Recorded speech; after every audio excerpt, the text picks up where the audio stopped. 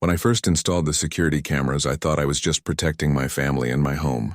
The neighborhood had always been relatively safe. But there were whispers about car break-ins and packages disappearing from porches. It seemed like a simple precaution. The cameras were discreet, angled at my driveway, front door, and backyard fence. Nothing extravagant, just peace of mind. But peace didn't last long. A letter from the HOA arrived 1 week later. They claimed my cameras violated privacy rules and demanded I take them down within 30 days. The letter was filled with legal-sounding language, threatening fines and even lawsuits.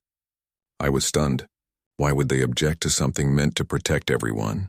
I looked around the neighborhood and noticed something strange. A few houses already had security systems, some far more obvious than mine, but none of those homeowners seemed to be targeted. It quickly became clear, this wasn't about rules. This was about control. The HOA board president, a man who relished every ounce of authority he could wield, had decided my cameras were a problem. I considered removing them to avoid conflict, but my gut told me to stand my ground. Something about the way they singled me out felt wrong. I decided to keep the cameras up even as the letters escalated in tone. And though I didn't know it yet, those cameras would soon capture something that would change everything. The neighborhood was about to face a crime no one could ignore, and suddenly, the cameras the HOA despised would become the only evidence that mattered. The first letter was only the beginning. A second notice arrived, this time with an immediate fine of $250. The HOA cited bylaws I had never heard of, insisting cameras created a hostile environment for neighbors. They threatened additional fines for each week the cameras remained. It was absurd. These weren't spy devices. They were standard outdoor security cameras, visible to anyone walking by. Soon after, I received emails from the board. Their tone shifted from official to personal. They claimed neighbors felt watched and unsafe. But when I discreetly asked around, none of my actual neighbors cared. Some even admitted they appreciated that my cameras might deter thieves.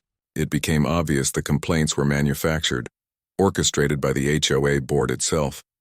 Then came the unannounced inspections. The president would pace in front of my house, jotting down notes on a clipboard, glaring at the cameras as though they personally offended him. It felt less like neighborhood management and more like harassment.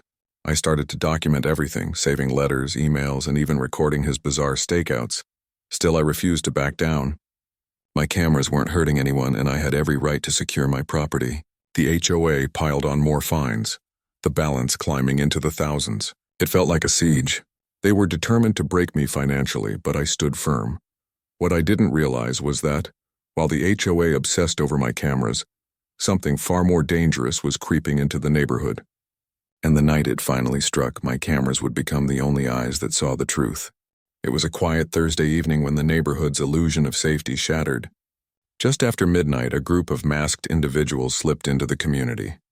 They moved quickly, targeting cars, rummaging through glove compartments, and stealing whatever they could grab. Several vehicles had their windows smashed. Packages disappeared from porches. Even backyard sheds were broken into. The next morning was chaos. Neighbors gathered in the street, pointing out shattered glass and missing belongings. The sense of security everyone had taken for granted evaporated overnight. People whispered about how bold the criminals must have been to hit so many homes in a single night. Then came the police. Officers went door to door, asking if anyone had seen or heard anything. But no one had answers. The intruders had struck fast and left before anyone noticed. The HOA president tried to assert authority, telling the police the neighborhood didn't allow security cameras and that no video would exist. But he was wrong. My cameras had captured everything. Clear footage of the thieves moving from house to house, their vehicles, even the license plate numbers when they sped away.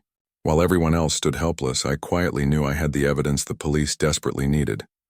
Of course, I also knew the HOA would fight me every step of the way if I revealed it.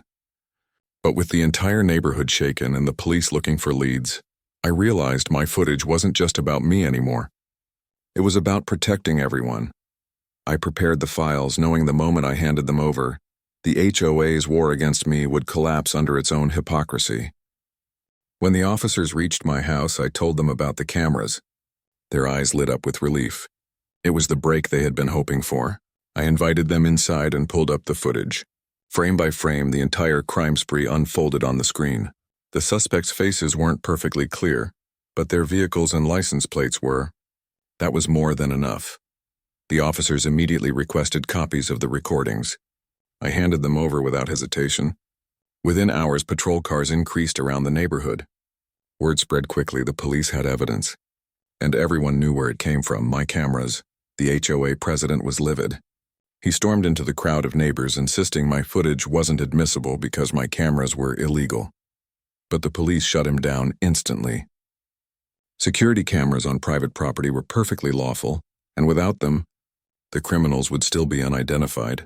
Neighbors who once stayed silent now turned on the HOA. Some thanked me directly, grateful their stolen items might be recovered. Others demanded to know why the board had fought so hard to ban something that just saved the community. The president looked cornered, scrambling for excuses, but no one bought them anymore. The footage had shifted the balance of power. For the first time, people questioned not me, but the HOA itself. And though the criminals were about to face justice, the battle between me and the HOA was far from over.